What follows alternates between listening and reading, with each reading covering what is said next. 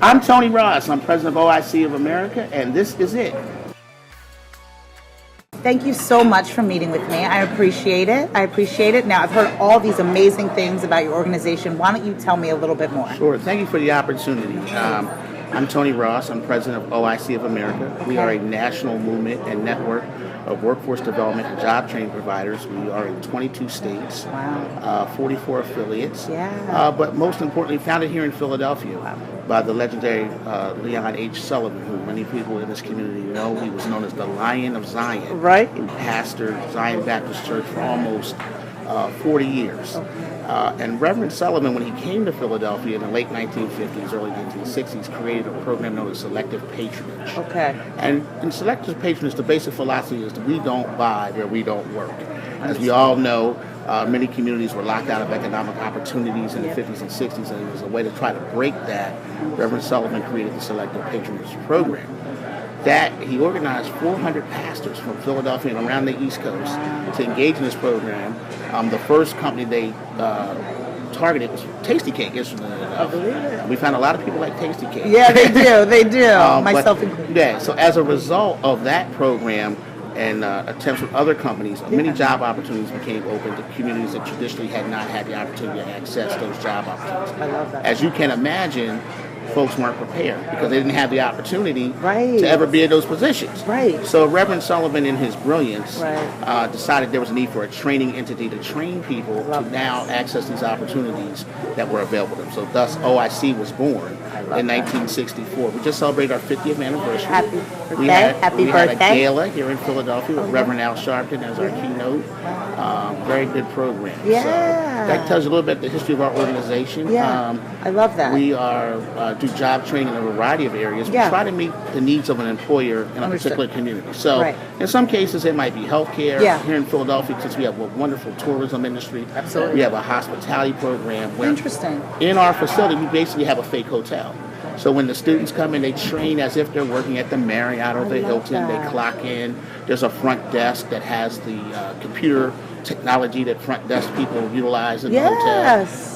There's a culinary program where people can become chefs as part of that. Also, housekeeping, which I didn't realize that that folks are actually timed. You have 27 minutes. Absolutely. To clean a room. I come from the hospitality space, so believe me. Yeah, so it's very interesting. So it depends on what the employers locally need. My organization, we're in charge of advocacy at the national level, so we do a lot of work with folks in Washington promoting job training opportunities and advancement for people. And this is a national program, 22. 22 states, 44 affiliates. Now we hope to expand that. One of my charges is to expand our network. In our heyday, there were 150 OIC affiliates. But we're looking at ways how we can restore our reach to many, many communities around the country. Oh, I love that. Now, you said a number of different industries. We said hospitality.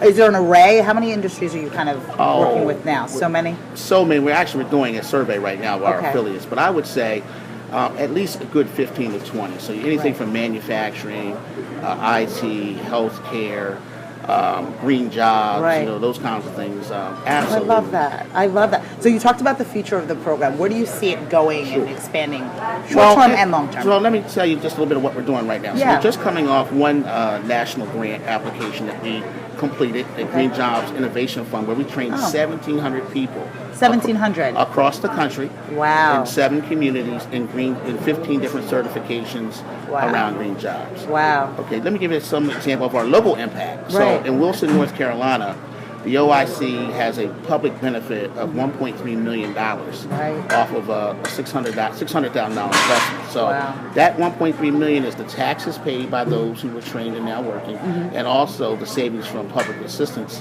those folks not utilizing public assistance. So when you look at, so OIC is just a really smart investment, because there's a great benefit for taxpayers and government. So what we're doing now, we just received 2 grants, one from the J.P. Morgan Chase Foundation, and another grant from the Kellogg Foundation.